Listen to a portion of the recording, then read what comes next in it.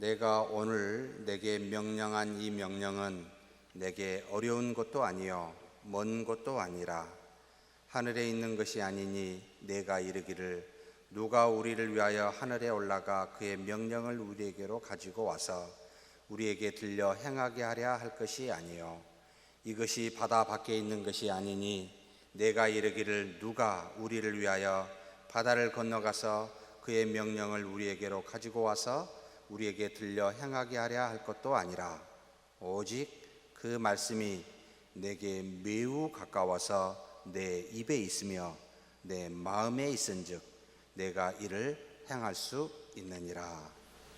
등산을 좋아하시는지 모르겠습니다.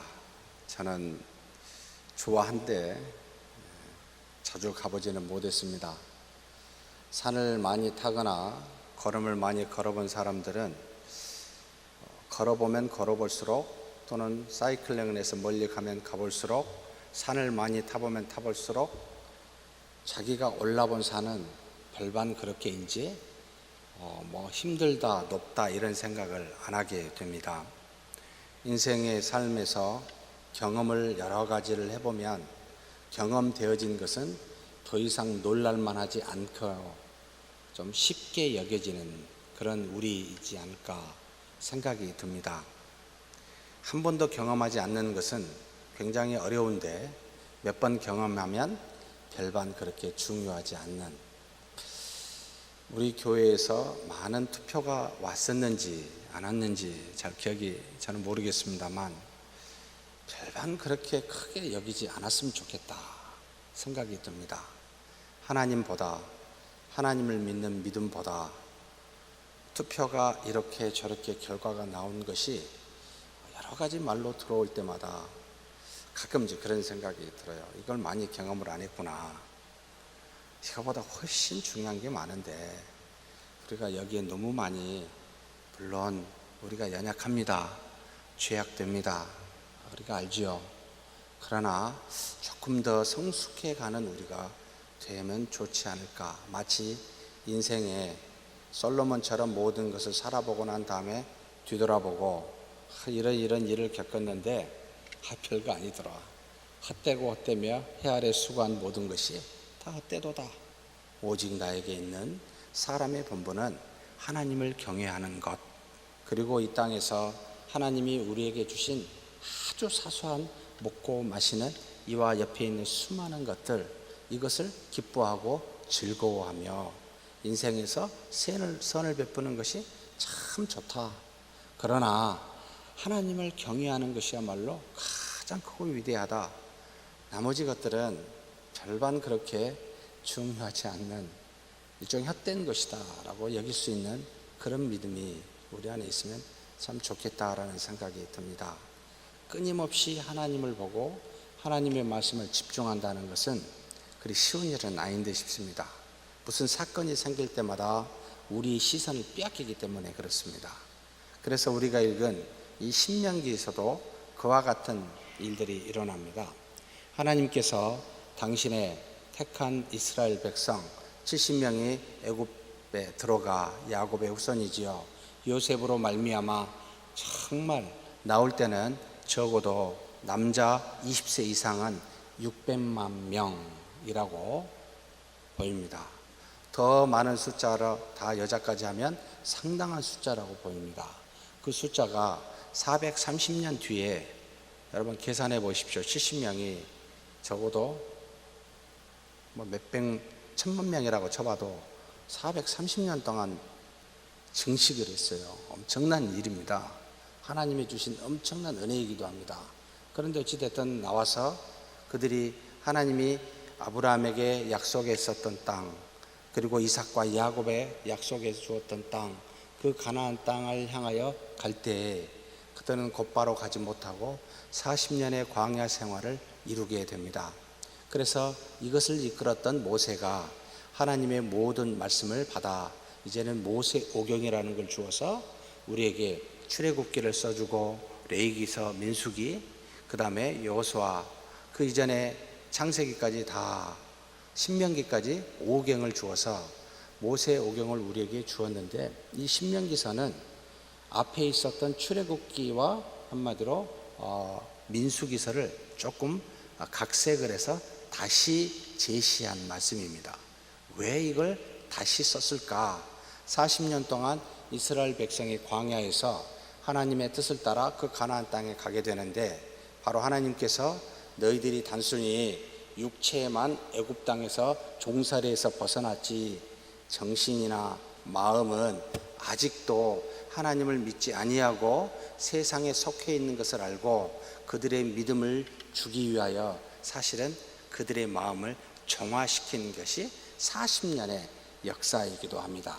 그래서 진정한 출애굽은 그 땅에, 가나안 땅의 약속의 땅에 들어가서 그곳에서 자손 대대로 잘 먹고 잘 사는 것이 아니라 바로 몸과 마음이 모든 인생에 이 땅에 있는 헛된 것을 버리고 진정으로 하나님만을 믿고 있는 믿음의 삶. 그래서 나는 너희의 하나님이 되고 너희는 나의 백성이 되리라 한 이 한 말씀 안에 그것을 지키고 따를 수 있도록 하는 것이 참다운 출애굽이요 진정한 하나님의 나라 천국이었습니다. 그래서 믿음은 어떤 장소로 이 땅에서 하늘나라로 가게 하는 것이 아니라 상태의 변화라. 인생의 죄의 문제에서 하나님을 믿는 믿음으로, 그래서 이 땅이든 저 나라 하늘나라든 상관없이 지속적으로 그 믿음을 갖고 있는 상태가 곧 하나님의 나라요 천국입니다. 그래서 하나님의 나라는 이미 우리 안에 이 인생의 현실에 지금 사는 우리 마음속에 와 있습니다. 도래해 있습니다. 완성될 나라는 그 나라지만 이미 우리는 그런 상태에 있습니다. 이것을 지속적으로 알려주고 훈련시키기 위함이 바로 출애굽하여 광야에서 40년 동안의 기간이었습니다. 하나님의 말씀에 불순종하여 믿지 아니하여 가나안 땅에 들어가면 이제는 그들이 그 땅을 정복하지 못할 그 정탐꾼들에 의해서 완전히 하나님의 말씀을 불신하게 되고 그 숫자로 그대로 40년 동안 광야 생활하면서 이제는 20세 이상 넘어서 출애굽한 사람은 한 사람도 빠짐없이 오직 여호수아와 갈렙을 빼놓고는 전부 다 이 40년의 애굽 출애굽하여 이 광야 생활에서 죽게 하고 난 다음에 20세 밑에 되었던 후손들로만 구성된 여호수아와 갈렙을 빼고는 이 사람들이 이제는 하나님이 약속한 땅 가나안 땅으로 들어가게 됩니다. 직전에 바로 모세가 이 신명기를 다시 알려줍니다. 하나님의 산 호렙산에서 출애굽하여 하나님의 뜻이 무엇인지, 하나님은 누구신지를 정확하게 알려주고 광야 생활하면서 이제는 윗세대가 죽고 밑세대가 올라오면서 그들 또한 하나님의 말씀을 기억해서 가물가물 잃어갈 때 가장 중요한 것, 가나안 땅에 들어가는 것보다 하나님의 뜻이 무엇인지를 알아야 된다라고 해서 신명기를 다시 써서 제공하여 우리에게 알려주고 있습니다. 신약 성경에 놀랍게도 신명기는 80번 이상을 인용하고 있습니다. 신약 성경에 가장 많이 인용하고 있는 성경은 창세기, 신명기, 시편, 이사야서, 이 네 가지가 신약의 예수님과 예수님의 제자들에 의해서 가장 많이 인용되어지고 있는데, 그 중에 이 신명기가 많이 80번 이상을 인용하고 있을 정도로 중요한 말씀입니다. 왜요? 하나님의 계명을 잊지 말아라. 하나님의 말씀을 들어라. 하나님의 말씀을 순종하라 라고 하는 이 뜻이 신명기를 쓰게 하는 하나님의 모세에게 역사한 하나님의 진정한 그 마음속의 의지였습니다. 그래서 어떤 면에서는 굉장히 많이 출애굽기와 그 다음에 민수기 말씀이 반복되어서 나타납니다. 십계명도 또 나타납니다. 어찌됐든 이것은 반복하여 후손들에게 하나님의 말씀을 가르쳐주고 그것을 지키도록 한 겁니다. 우리가 읽은 본문 30장에서 11절에서 14절의 말씀은 어떤 면에서는 다 축약해서 먼저 결론을 말씀을 드리겠습니다. 하나님께서 우리에게 주신 말씀은 절대로 어려운 것이 아닙니다. 이 말은 이성으로 이해할 수 없을 정도로 똑똑하고 지식 있는 사람만이 알아듣고 받아들일 수 있는 그와 같은 말씀이 결코 아닙니다. 그뿐만 아니라 하나님의 주신 율법, 이 말씀은 멀리 있는 것도 아닙니다 라고 말해주고 있습니다. 무엇입니까? 멀리 있다라는 말은 우리가 도저히 도달할 수 없는 신비한 경험을 할 수 있는, 그래서 하나님의 말씀을 알 수 있는 그런 것이 아니라 아무 경험이 없어도 어떤 상황에서도 누구든지 그 말씀이 하나님의 말씀이라는 걸 알 수 있을 정도로 지극히 가까운 곳에 누구든지 접할 수 있는 곳에 있습니다. 그러니 그 말씀이 무엇으로 어떻게 왔습니까? 모세에게 바로 자신들의 언어인 히브리 말로 주어져 누구든지 읽고 듣고 지킬 수 있도록 주신 그런 말씀이니, 이 말씀이 어떤 사람에게만, 제한된 한정된 사람에게만 주어져서 그 사람에 의해서 알고 경험하고 가르쳐지고 그럴 수 있는 말씀이 아닙니다. 누구든지에게 다 접근하고 알 수 있도록 되어 있습니다 라는 것을 가르쳐주고 있습니다. 그 다음에 또 뭘 말합니까? 12절 13절은 하늘이라는 것과 바다라는 말로 써서 이야기하고 있습니다. 말씀이 하늘에 있는 것이 아니에요. 하늘에 있어서 누군가 거기를 올라가 그의 명령을 우리에게 가지고 와서 우리에게 들려 행하게 하려 할 그럴 수 있는 것이 아닙니다. 그럼 어디 있습니까? 우리에게 있다는 겁니다. 바다 밖 저쪽에 있는 것도 아닙니다. 그래서 누가 우리를 위하여 바다를 건너가서 그의 명령을 우리에게로 가지고 와서 우리에게 들려 행하게 하려 할 그럴 것도 없습니다. 어디 있습니까? 지금 여기에 우리에게 있다는 뜻입니다. 사랑하는 성도 여러분, 하나님의 말씀은 우리에게 지금 여기에 있습니다. 말씀을 찾아 다른 데로 헤매지 마십시오. 다른 데로 가서 찾을 이유가 전혀 없습니다. 똑똑한 사람만이 알 수 있는 게 아닙니다. 오랜 신앙생활을 하는 사람만이 경험할 수 있는 게 아닙니다. 매일 새벽기도 나오면 좋긴 합니다. 그러나 매일 새벽기도 하지 않아도 알 수 있고 깨달을 수 있는 말씀입니다. 어렵고 힘들고 하나님이 없다라고 말하는 세상의 악한 곳이라 할지라도 여러분 눈을 뜨고 귀만 열면 언제든지 얼마든지 하나님의 말씀을 보고 들을 수 있습니다. 그러니 특정한 환경과 제한된 사람에게 주어진 말씀이 결코 아닙니다라는 것을 밝혀주고 있습니다. 그런 율법이요, 그런 하나님의 말씀입니다. 그러면서 14절에 결론적으로 구체적으로 표현하고 있습니다. 뭘 말하죠? 오직 그 말씀이 내게 매우 가까워서, 너무 가까워요. 그게 어디 있습니까? 내 입에 있다. 또 하나는 내 마음에 있다 라고 이야기합니다. 하나님의 말씀이 우리 입에 있고 우리 마음에 있다. 이것을 조금 이렇게 풀어보시면 좋겠습니다. 우리 입은 무엇을 말하죠? 우리가 쓰는 언어를 말합니다. 그렇죠? 얼마든지 보고 읽을 수 있도록 우리의 입술, 문자로, 우리의 언어로 주셨습니다. 그러니 다른 그 무엇으로 주시지 않고 우리의 언어로 얼마든지 듣고 이해할 수 있게 주신 말씀입니다 라는 것과 우리 마음에 있습니다 라는 것은 무엇이죠? 하나님께서 모세에게 준 율법은 어디에다 쓰셨죠? 돌판에 쓰셨습니다. 무엇으로 만들어졌죠? 저문으로 만들어졌습니다. 조각하여 기록되어진 인간의 언어로 만들어져서 우리에게 제시했습니다. 이것은 우리 입술에 있습니다. 그런데 우리 마음에 있다라는 뜻은 뭘까요? 생각하여 마음속으로 생각한 이런 것도 우리가 이해할 수 있지만, 이 말씀을 쓰신 분이 이 말씀을 주어 이 모세나 수많은 선지자들에게 하나님의 뜻이 무엇인지를 알게 하여 그것을 주신 분이 누굽니까? 바로 성령의 감동으로 말씀이 이루어졌다라고 말하듯이 성령이 이 모든 말씀의 저자인데, 로마서에 뭐라고 씁니까? 이 성령께서는 우리 마음에 하나님의 말씀을 우리 마음판에 새긴다라고 이야기를 합니다. 누가요? 성령의 하나님이요.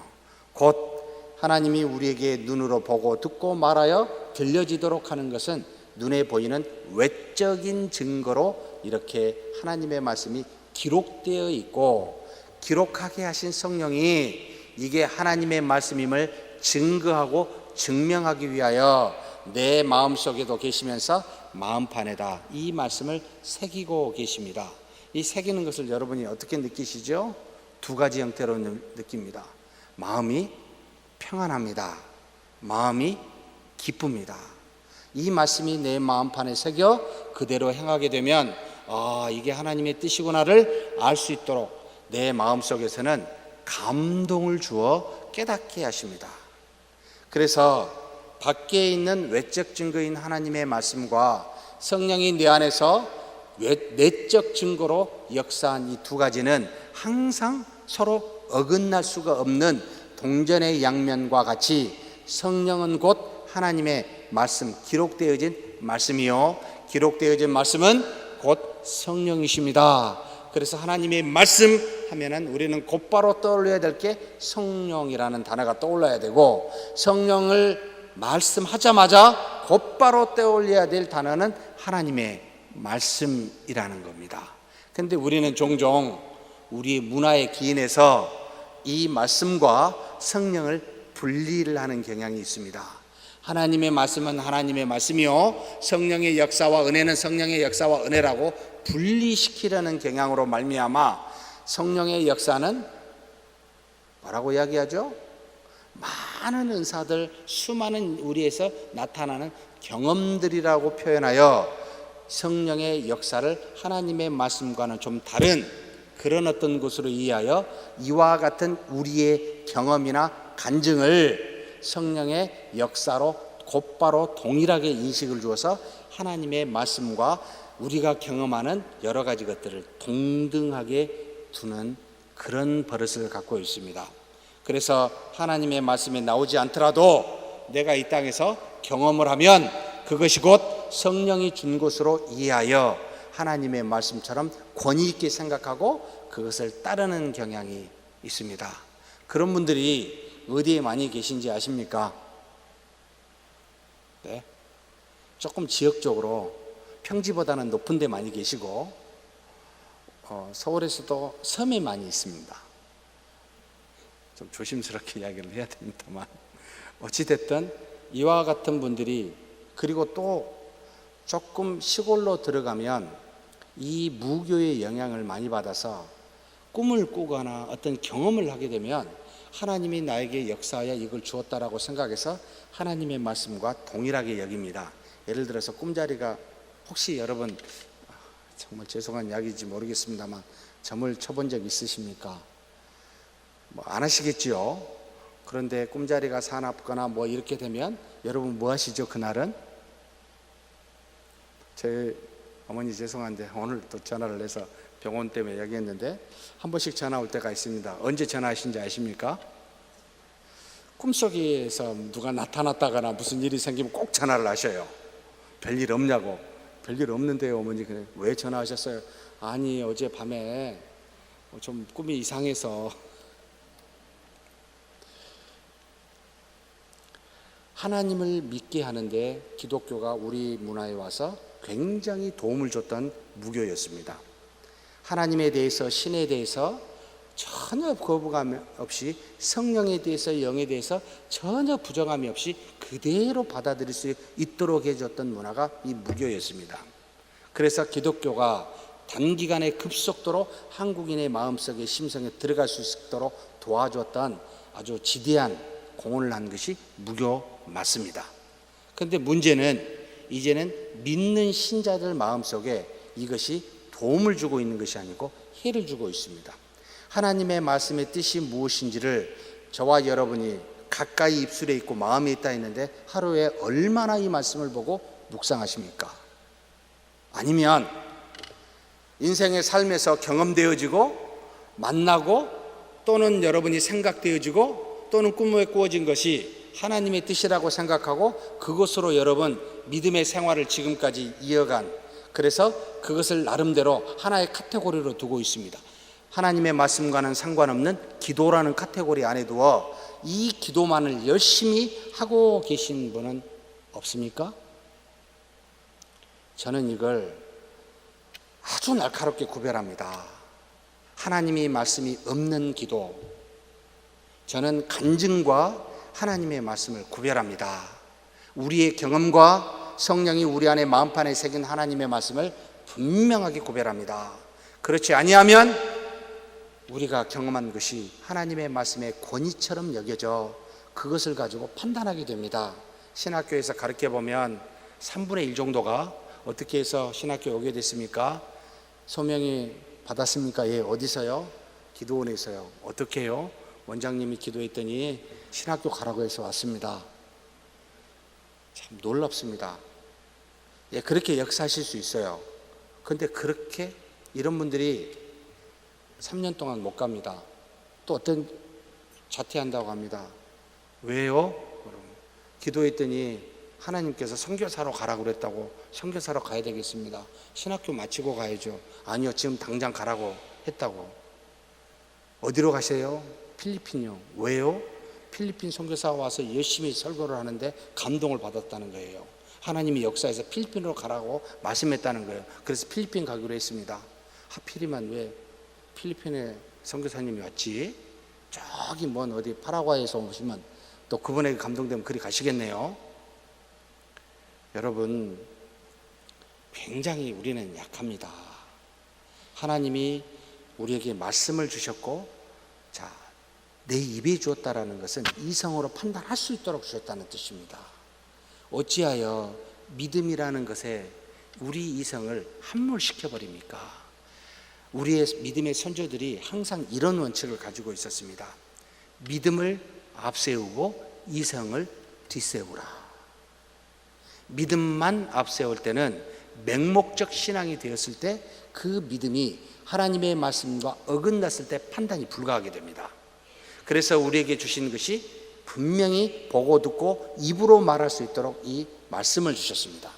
그래서 이 말씀을 통하여 분별하도록 우리의 삶과 우리의 인생이 너무나 다양하고 너무나 많은 꿈을 꾸기 때문에 그게 하나님의 뜻인지 그냥 개꿈인지를 알 수가 없는데 무조건 믿는 우리 보고 그래서 말씀을 보라는 거였어요. 구별하라는 겁니다. 사랑하는 성도 여러분, 우리의 생각은 100% 믿을 수가 없습니다. 왜냐하면 비록 성령으로 말미암아 거듭났다 할지라도 내 안에 계신 성령이 주시는 말씀은 이 66권의 말이지 이 66권에서 벗어난 다른 말씀을 주어 나로 하여금 그것으로 따르도록 하시지 않기 때문에 내 생각은 부패한 본성을 가지고 있어 얼마든지 하나님의 자녀이면서도 내 생각의 육신의 소욕대로 판단하고 결정하여 그것이 맞다라고 생각할 수 있는 그런 위험을 갖고 있기 때문에 지속적으로 하나님의 말씀을 가지고 주야로 이것을 되뇌이라 묵상하라 라고 말한 이유는 우리의 본성을 믿을 수 없기 때문에 그걸 믿어서는 결코 안 되기 때문에 끊임없이 말씀 안에 그 뜻이 무엇인가를 분별하지 아니하면 좌로나 우로나 치우치기 때문에 그래서 내 입에 이 말씀을 두고 지속적으로 이것을 되뇌이라 라고 말하는 겁니다. 우리의 눈에 보이는 것에 정말로 좌우됩니다. 우리의 손과 피부는 만져지는 것에 여러분 좌우되게 되어 있습니다. 우리 몸은 피곤하고 좋고 안락하고 정말 편한 것에 좌우되게 되어 있습니다. 그러나 우리의 영은 전혀 세상에 만든 것과 상관없이 오직 하나님의 말씀으로만 소생되게 되어 있습니다. 그러니 이 영을 따라 살기 위해서는 우리에게 주신 이 말씀, 이 이스라엘 백성이 출애굽하여 가나안 땅에 여호수아를 통하여 들어가기 전에 그곳에서 있을 수많은 일들이 일어나기 전에 먼저 하나님의 말씀을 내 입에 갖고 내 마음판에 하나님의 말씀을 새기라, 이것이 가장 중요한 것이다 라는 것을 알려주고 있는 것이 바로 신명기서의 가르침입니다. 사랑하는 성도 여러분, 잘 될 때도 넘어지고 안 될 때도 넘어집니다. 투표에 대해서도 넘어지고 떨어져서도 넘어집니다. 정말 우리는 연약합니다. 항상 넘어질 수 있는 것이 우리입니다. 은혜를 주면 은혜를 줘서 자고해주고 넘어져서 또 은혜가 없으면 힘들어서. 사랑하는 성도 여러분, 그 정도로 우리는 약한 존재이니 하나님의 붙드심이 없이는, 그분의 말씀이 없이는 좌로나 우로나 치우칠 수밖에 없는 존재임을 알아 매일 새벽마다 나와서 기도하지 않을 수가 없습니다. 매일을 놓고 기도하지 않을 수가 없습니다. 오늘 또 순간 넘어가면 인간적인 생각이 떠올라 분노가 치솟고 사람을 판단하게 되고 비판하게 되고. 사랑하는 성도 여러분, 내 입에 말씀을 매우 가까이 내 입에 주었으며 있으며 내 마음에 있은즉 내가 이를 행할 수 있느니라. 하나님의 말씀이 우리 입술에 있고 하나님의 말씀을 주신 성령이 우리 마음에 있습니다. 그러니 다른 것을 의지하지 마십시다. 다른 것을 사랑하십시다. 말씀을 가지고 내 안에 계신 성령을 가지고 포용하십시다. 그러나 세상의 말에 여러분 귀를 기울여 따라가지 마십시다. 때로는 칭찬하여 우리를 자고하게 만들고 때로는 비판하여 우리를 넘어뜨리게 만드는 것이 세상입니다. 여러분, 칭찬한다고 춤을 추시고 비판한다고 우울해하지 마십시오. 나는 오직 여호와로 말미암아 즐거워하고 기뻐한다라고 고백하는 저와 여러분이 되었으면 좋겠습니다. 이 말씀을 주시기 때가 BC 1400년입니다. 그런데 BC 1400년 주고 난 뒤에 이 앞에 29절의 말씀을 면밀하게 읽어보면 722년에 북이스라엘 들어가서 가나안 땅에, 그리고 난 다음에 여호수아가 정복하고 12지파에게 모든 걸 나눠주고 사사시대에 한 350년 넘어가고, 그 다음에 사울, 다윗, 솔로몬을 통하여 40년씩 120년을 통치하고 그 다음에 두 나라로 되었습니다. 북이스라엘이 한 200년, 220년, 그 다음에 남유다 왕국 340년, 그렇게 다 지나가고 멸망을 하게 되는데 29절에 586년에 이스라엘 남유다가 바벨론에 의해서 멸망당하여 그곳에서 포로 생활을 하고 70년 뒤에 516년에 돌아와 예루살렘 성전이 되어질 것을 지금 900년 전에 하나님께서 신명기를 통하여 이야기해 주고 있습니다. 가만히 읽어보면 정말 놀랍습니다. 한번 봉독해 드리겠습니다.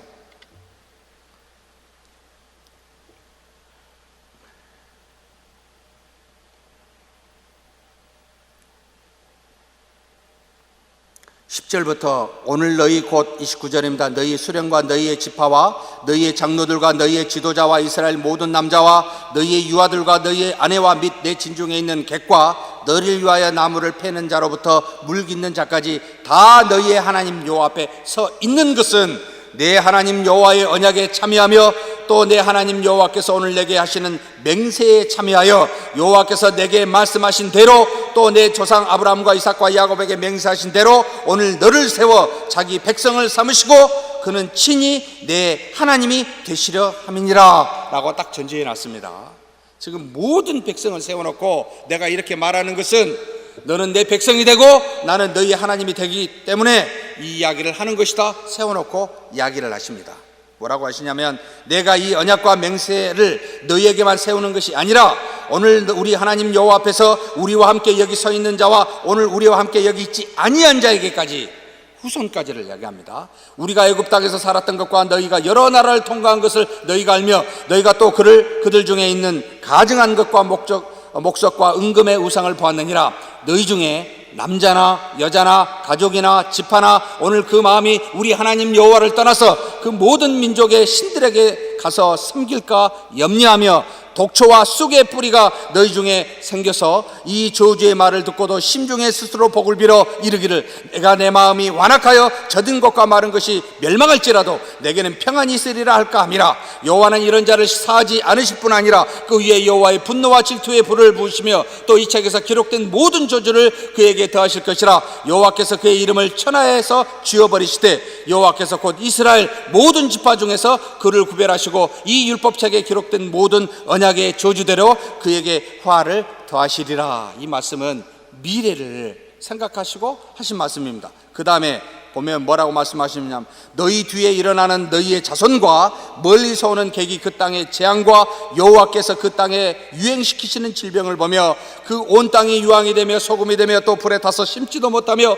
절실함도 없으며 거기에는 아무 풀도 나지 아니함이 애적에 여호와께서 진노와 격분으로 멸하신 소돔과 고모라와 이드마와 스보임의 무너짐과 같음을 보고 물을 것이요 여러 나라 사람들도 묻기를 여호와께서 어찌하여 이 땅에 이같이 행하시느냐 이같이 크고 맹렬하게 노하심은 무슨 뜻이냐 하면 그때 사람들이 대답하기를 그 무리가 자기 조상의 하나님 여호와께서 그들의 조상을 애굽에서 인도하여 내심 때 더불어 세우신 언약을 버리고 가서 자기들이 알지도 못하고 여호와께서 그들에게 주시지도 아니한 다른 신들을 따라가서 그들을 섬기고 절한 까닭이라.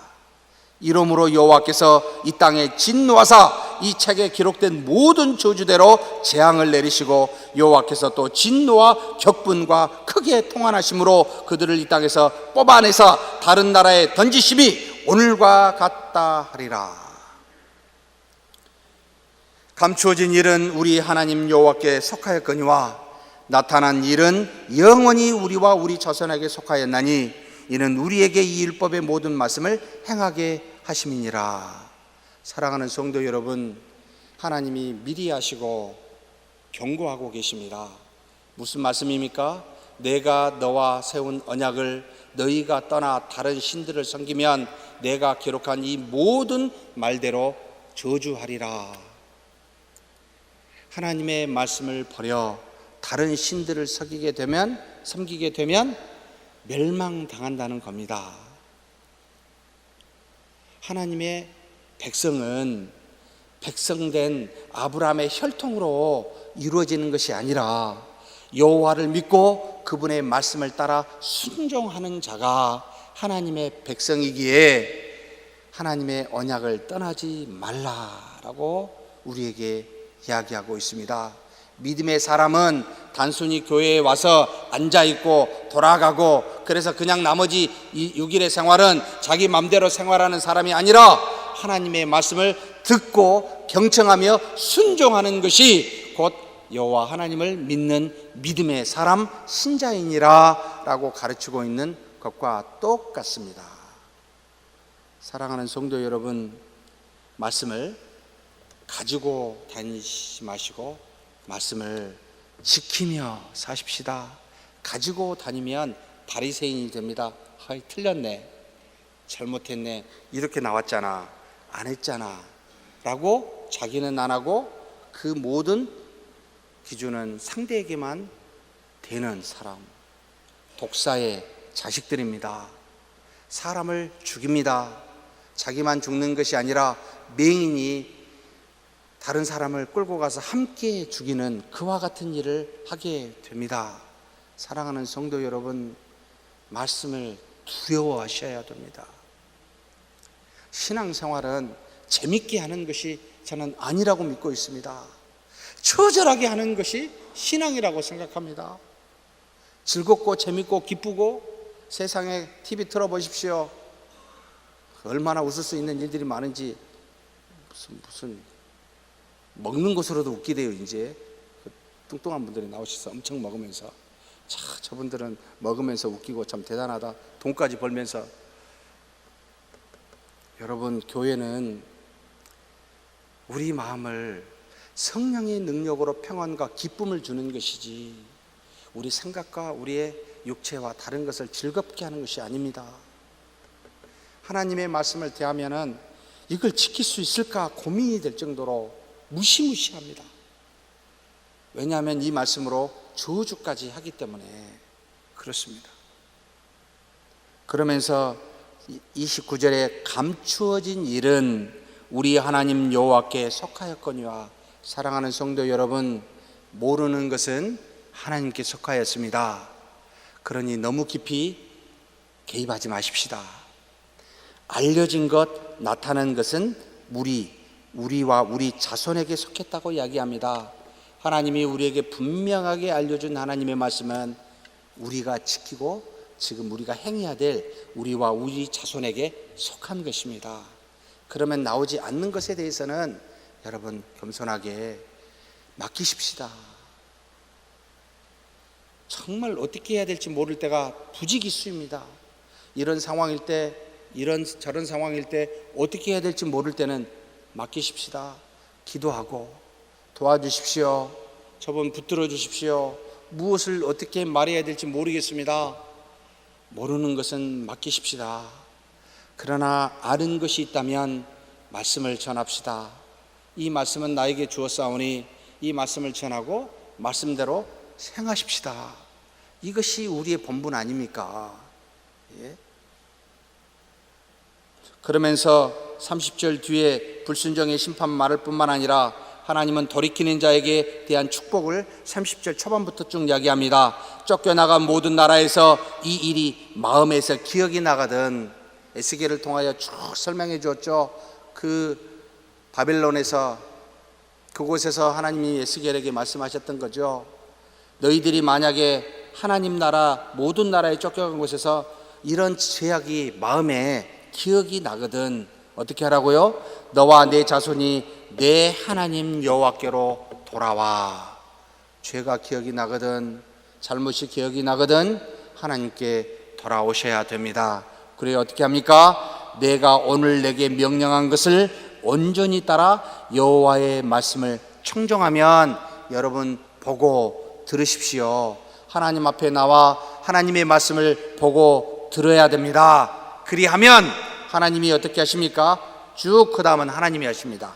내 하나님 여호와께서 당신의 마음을 돌이키십니다. 다시 우리를 주목하신다는 뜻이에요. 이제는 저주를 하여 보지 않겠다라고 하신 하나님이 하나님 앞에 나와 그 말씀을 청종하니까 하나님의 마음이 돌이켜서 너를 긍휼히 여기사 포로에서 돌아오게 하시겠다는 겁니다. 하나님께서는 긍휼이 많으신 분이기에 단지 그분에게 향하여 귀만 열어 그분을 청종하기만 하면 하나님은 우리로 포로에서 돌아오게 하시겠다.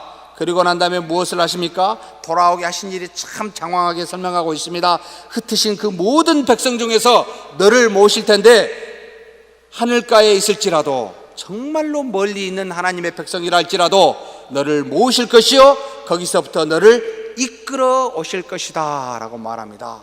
하나님을 향하면 저와 여러분이 아무리 먼 곳에 있다 할지라도 반드시 우리를 인도하사 하나님 앞으로 이끌어 주시겠다라고 이야기합니다. 그래서 어디로 가게 합니까? 내 조상들이 차지한 땅으로 돌아올 것이다. 다시 회복시킬 거라고 이야기합니다.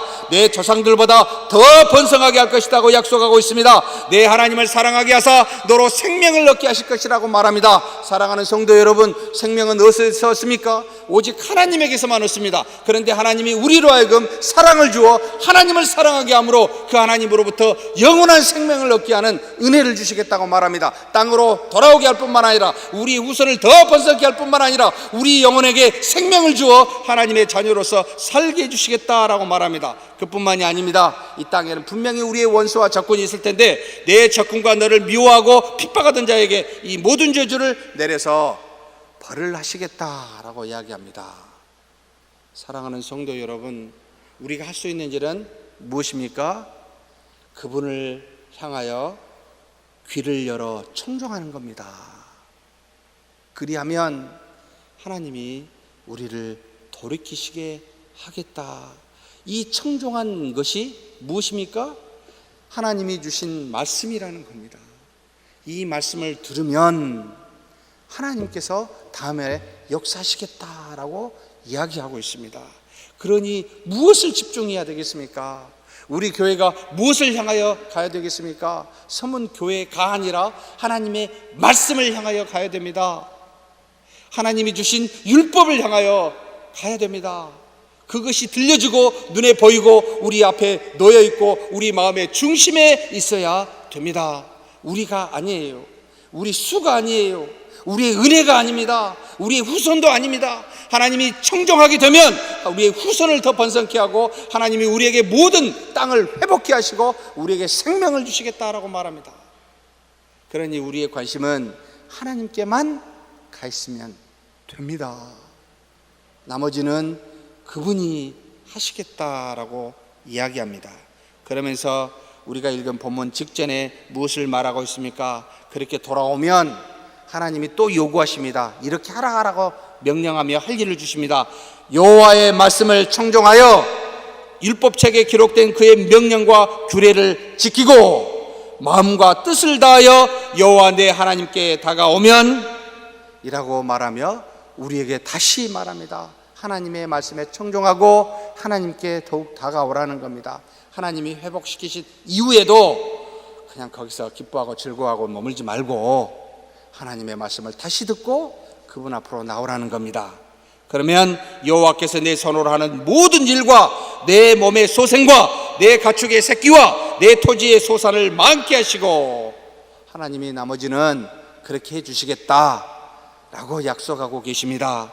그러면서 너를 다시 기뻐하사 내게 복을 주시리라 라고 말하고 있습니다. 우리의 할 일은 복에 관심을 갖는 것보다 하나님을 향하고 그분의 말씀에 귀를 기울이는 것, 이것이 우리의 본분이라는 겁니다. 어떤 상황이 있어도 이리 했으면 좋겠습니다. 우리 입술에 하나님의 말씀이 있고 우리 마음판에 하나님의 성령의 능력이 있는 그 말씀이 마음에서나 입에서나 나타나는 저와 여러분이 되기를 주의 이름으로 축복합니다.